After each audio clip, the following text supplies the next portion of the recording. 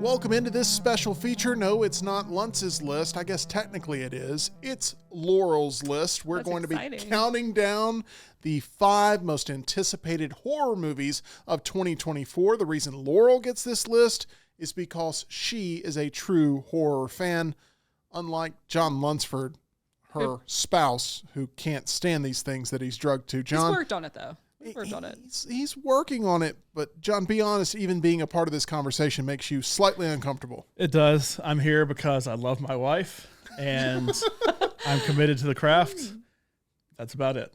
This is like a love from the book Pride and Prejudice or something like that. As Mr. Darcy would say, my very own right here. Oh my gosh, it really warms my heart. Let's get into the list because horror fans, we are a loyal bunch. We see almost everything, good, bad, or indifferent, and then we have strong opinions about them. And we fantasize for years about what the franchise could lead to if it even becomes a franchise. Laurel, Imaginary just opened up. You got a chance to see it. It's not eligible for your list. I don't think it would have been on the list to begin with. No. But where are we starting with number 5 on most anticipated? Okay, so I didn't want to make a list with movies that you've already mentioned because I said the title of I kept thinking it was The Devil Went Down to Georgia, but what is the movie called? It's called Late Night with the Devil. I called it Dance with the Devil. She called it Devil Went Down to Georgia. Neither one of us are right. Hold on. You say you don't want to make a list with movies I've already mentioned, and I understand that. But would it have made your list otherwise? Yes, I think it looks actually really scary. Okay. And I love the way that it looks. I love retro movies. And I think there's this nostalgia coming back, especially around Halloween, because I'm seeing so much vintage decor. People love the original, which we love the original Halloween, that whole aesthetic of it. Yes. And I think that this movie is going to deliver, just like the way the decorate. It looks like Halloween 3 to me, like the vibe of Season of the Witch. Yes. It definitely does have that sort of aesthetic. I don't know if I said that right. October for me starts in July. But me too. Horror Summerween. movies. October never ends in our house. It's Summerween. Come on. But horror movies go year round, which is excellent. We don't have to wait till October, even though we're getting a bunch of them in October. I'll be curious to see how many of those make your list. Where are we starting with number 5? Okay, I put The Watchers at number 5. I am an M. Night Shyamalan fan through and through. I think he's really only had, I will go to battle and say he's really only had one truly bad movie. Lady in the Water? Yes. Okay. Were you not going to say what it was? No, that is it. I wasn't going to say because I didn't want it to be like I was being negative, but that movie is truly horrible. But hey, Paul Giamatti is nominated for an Oscar.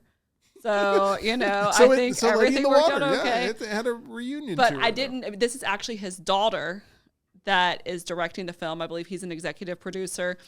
But we saw the trailer. I guess we went to go see Lisa Frankenstein. And it just immediately had me intrigued. The premise looks interesting. It looks like a more original film.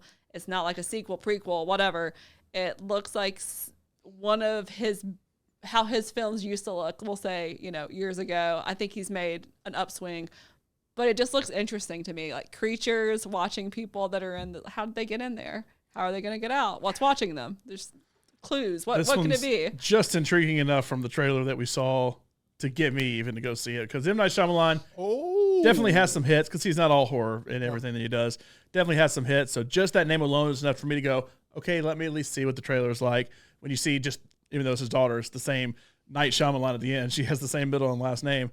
That it's like, okay, yeah, and then the trailer comes on and it's like, yeah, okay. That's how I am with most of his movies, but it still gets my butt in the seat to at least see it. So even this would be one I'm kind of for horror movies that I'm actually halfway looking toward. For me, M. Night movies, they either are excellent or they are awful. There's really no in between for me with M. Night, but his daughter, I can tell you who's doing the watching. It's The Watchers. Yeah. Spoiler alert. That's a really bad joke. But his twist, you never know. Yeah. It could be somebody else doing the watching other than The Watchers. Who knows? See. But wouldn't it be her? I mean, it'd be her twist, right? The twist is M. Night directed it the whole time. That would be good. I would like that. She did. He was like second director on his last few movies, and so they've just kind of switched. But then he can, make the choices. I don't want to ruin your list and guess what may or may not be on there, but this M. Night movie that's coming out this year that we have no idea what it is. I'm so excited. I mean, it's not is on it the on your list? But I love Josh Hartnett because I am. What was it called? Trap? Yes, yeah, and right. it takes place at a concert, I believe, and no one really knows anything. I know Josh Hartnett is in it, but I think something that's amazing about M. Night Shyamalan is he kind of was at the top.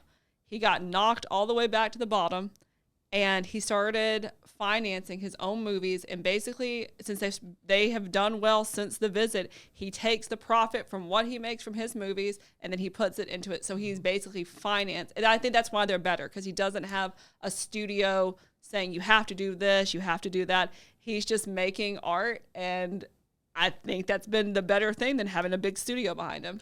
This will be his 16th feature film that he's directing, and the only thing we know about it is the Josh Hartnett information and that it's supposedly set at some sort of concert venue. That's all we know. And his other daughter is the other co-star in it, too. Oh, really? Yeah. Family affair. Nepotism, man. Okay, number 4 on Laurel's list. I have to be very careful with how even if I say Lunceford's list, it's not wrong. There you go. Laurel's list at number 4 of most anticipated horror movies this year. One of the number one reasons why you got this list assignment is because John would never be able to complete this list. No. So you're not taking anything away. What's at number 4? Terrifier 3. Oh. It's pulling me back in. Every time I think that I'm out with the Terrifier deal, I'm back in. I saw the teaser trailer and I thought, I don't know about this one because the teaser trailer is a lot. But I saw that there's some recently released photos, and from what a lot of people are speculating is that I think Art is going to be a mall Santa, and I think the entire film is probably going to take place in a mall. So I know I am a sucker for mall set movies. I know it's going to be. I know it's the third one. If I were him, the director, I believe he's French or something. I'm not sure what his name is. Damien Leon. Yes. Or Leon. I would have scaled back a little bit and made it more mainstream because I feel like Terrifier is becoming very mainstream. I would kind of scale it back so more people could go see it.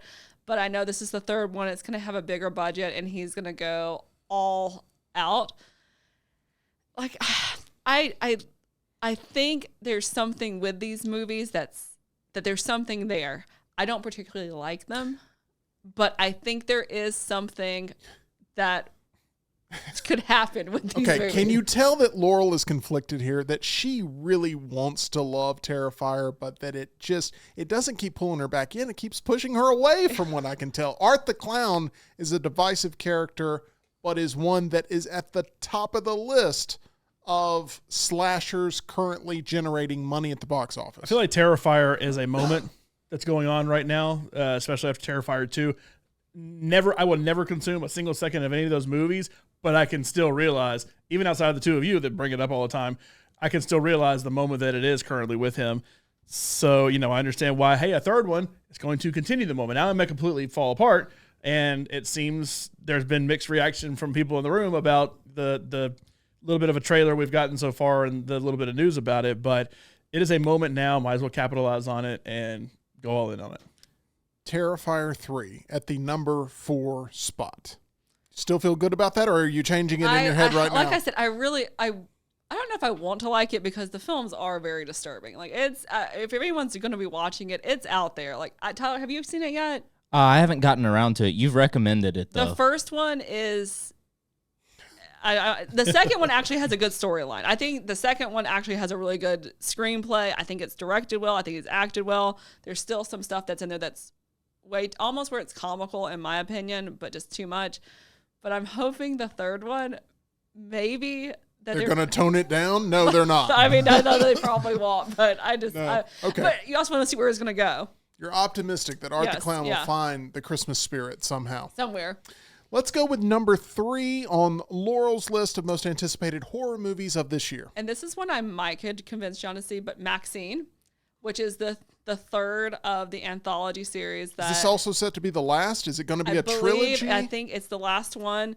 The first one was X, which is very much like Texas Chainsaw Massacre. It was one of the main producers was Sam Levinson, and if you know him, you know what kind of movies or TV shows that he likes to make, and it's very much centered around that. They kind of went away from that in the second one, which is why I'm so excited about the third one, because it has a huge cast. Kevin Bacon is in the movie. Giancarlo Esposito's in it. Halsey's in it. Lily Collins is in it. Elizabeth Debicki's in it. Bobby Cannavale's in it. Michelle Monaghan's in it. There's a ton of people in it. I always have a problem saying his name, Giancarlo Esposito. Yep. He's in another horror movie coming out this year as well about Abigail, about a vampire. Don't want to spoil your list. Oh, is this on your list? No, it's not. You gave me a look. Okay. I don't want to spoil it. I got nervous there. No. Yeah, no, it's done by the Scream team. That rhymes. But the people who are behind the latest 2 Screams. And Ready or Not, which it looks very Ready or Not-ish. It looks just like Ready or Not. Not having seen it, just seeing the trailers, it seems that way. And the main girl from Scream is then one of the main girls in this as well. And the main girl from Lisa Along Frankenstein. with, Catherine Newton as well. Yeah. Okay. So I have not seen any of the X movies. I have not seen any of the... I think I really like Mia Goth. I think, like I said, I think I told you, I don't know if this was on the air, if it was in private, if they cast for Harley Quinn in the Robert Pattinson Batman, she would hands down be the best Harley. Do you agree with that? I think she would make a fantastic Harley Quinn.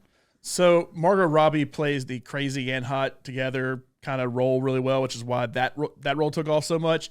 But from the straight up crazy, and she's attractive enough to a lot of people, but from the straight up crazy role, I've only seen Pearl. I haven't seen X, but even having seen that, it's like that character is going to turn into Harley Quinn one day. That she's going to get a sledgehammer, she's going to dress up and go just, beat a bunch of people down. Has so many disturbing, and it's not even very gory because it's not, but she's just so crazy. But you also feel really bad for her. It's a very interesting, complex character that she plays. I think you would really like it. I think Tyler would too. So you need to watch X and Pearl. But I'm very excited. It comes out July 5th. So that's going to be a July 4th movie, I guess. She's also said to be in Frankenstein, the Del Toro Frankenstein, and in Blade, too. So she's lined up a lot of things. I think a lot of it has come from this trilogy that she's done through A24. At this point, who is not in the Del Toro Frankenstein? It feels like that cast is growing. Every time I hear someone's been cast in a major movie, it always seems to revolve around that one. Okay, number 2 on Laurel's list, 5 most anticipated horror movies this year. And I think John's going to like this one. A Quiet Place, Day One. Yes. I think it looks kind of like a, what's the found footage movie? A Cloverfield. Cloverfield. It kind of looks very Cloverfield. It does have that me. original Cloverfield sort of feel I to it. am very intrigued to see how it started. It looks like it's going to be high budget. There's an actor who I just identify with Tyler, which is Joseph Quinn, who's going to be playing the Human Torch in the Fantastic Four. But for most people, he will always be Eddie from Stranger Things. When I first met Tyler, he had the long hair, and he just reminds me, his demeanor is very much like Eddie. And I feel like Joseph Quinn, we talked about Timothée Chalamet. I feel like they are going to be pushing Joseph Quinn because he is going to be in this movie. He is going to be in Fantastic Four. He's going to be in the new Gladiator. He also is going to be in the, I guess it'll be a horror film. The guy who directed American Psycho and wrote American Psycho, he's going to be in his new film. I think it looks good. I like the other two, and I just like the whole feel of this one. Out of all the movies you've mentioned so far, this one's going to be the one to make the most... I think this is going to be the one to make the most money. It may not be the most profitable, right? But I think it's going to be the one that makes the most money overall. The truth is, this looks more this way, is going to be more of an action film, action sci-fi than actual horror film. I'd say the first one was. Second one kind of got away and went to a little more action. Like you see more of the aliens. They're actually attacking. They're fighting the aliens. And this one, in the trailer alone, there's one scene at the very end where Joseph Quinn, Lupita Nyong'o, they look up through a skylight, and there's just like hundreds of them coming down. I mean, to me, that's just like more action, running away from the monster and fighting the monster too, to where it's more action than horror. A Quiet Place was rated PG-13, right? Yes, I believe. A Quiet Place Part 2 was rated... I think it was PG-13. PG-13? Is this one also going to be PG-13? I don't think the rating has come out yet, but... it feels like this is going, when it's over and we look at the history of these movies, it'll be looked at as the best PG-13 horror movie franchise ever made. And it's original. I think it's probably not a giant list, but yeah. I mean, they kind of casted, because I think Lupita is kind of, after Us, people associate her. And of course, with Eddie, that I think is hard. I think they kind of cast it for those parts too, because I feel like they're kind of horror. They have a horror audience with them. I'm looking forward to seeing what they do with this one. It comes out on June 7th of 2024, and it has another great cast here. I will be interested to see how it maybe ties into the first one or how it does not tie into the first one. All right. Number 5 was The Watchers. Number 4 was Terrifier 3. Number 3 was Maxine. Number 2, A Quiet Place. Day 1. Where are we going for number 1? Because when I'm looking at this, I'm like, well, Terrifier 3 could have been in the 3 spot. Day 1 could have been in the 1 spot if we're making numerical comparisons here. But I think you saved the best for number 1. What are you going with? There's like a number 6 in it or something. I think I'm going to be very interested mainly because of this director, because he's one of those that I think they're kind of trying to make him like one of the next big things is Nosferatu. Ooh. And that is going to be Robert, I believe his name is Eggers. Eggers, yeah. Yes. And he had a hit with The Witch, which I think that's an A24 staple that a lot of people, I don't personally love the movie. I think a lot of people like Black Phillip. I think a lot of people, that was Anya Taylor. The Witch made choices, and they were dedicated to those choices. They were going to have you live in that world, and it was going to be uncomfortable. And it is uncomfortable. Yes. Like there are scenes, I think he did good with The Lighthouse. I love The Lighthouse. I think he kind of did a big swing and a miss with that big budget movie that he did that had that had a million celebrities in it, that had so many A-listers. I know Nicole Kidman was in it. I think Alexander Skarsgård was in it, and Anya Taylor-Joy was in it. Ethan Hawke, and that was a bomb. And I think he said that after it came out, he was like, I couldn't even like look at anything because I was so upset with how it performed. So I think this movie, I think he is very similar to Ari Aster, where they're kind of on that path that they're really getting pushed as this new genre of horror, but it's like they haven't done quite enough to see where exactly they're going to land. I rewatched the original Nosferatu this past October, and it was a tough rewatch for sure because there's about a minute of iconic footage within this very long silent movie. But this is one of my most anticipated movies of the year. The hype around it is real. I cannot wait to see what he does with this property. Do you know when it comes out?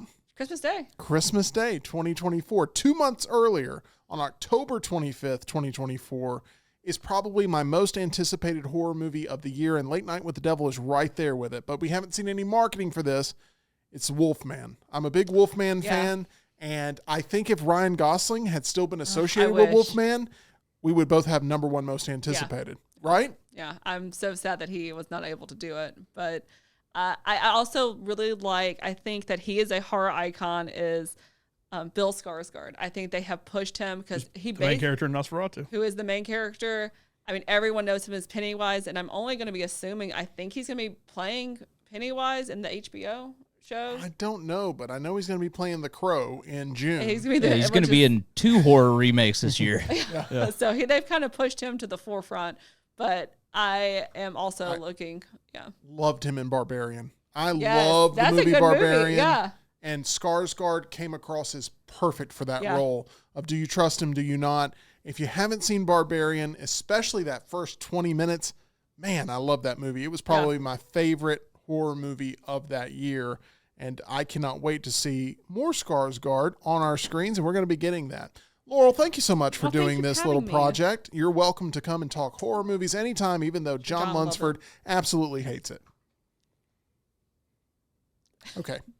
That's going to do it for us. No comment. John, you do have a comment on this. That's our title sponsor, MyBookie. Go to mybookie.ag. Use promo code NEXTROUND to get that first deposit bonus. Bet anything, anytime, anywhere with our friends at MyBookie. Make sure you like this video if you are a fan of horror movies. Let us know in the comments below which horror movie you're most excited about seeing this year. Also, make sure you subscribe to get all the latest content from us right here on The Meltdown.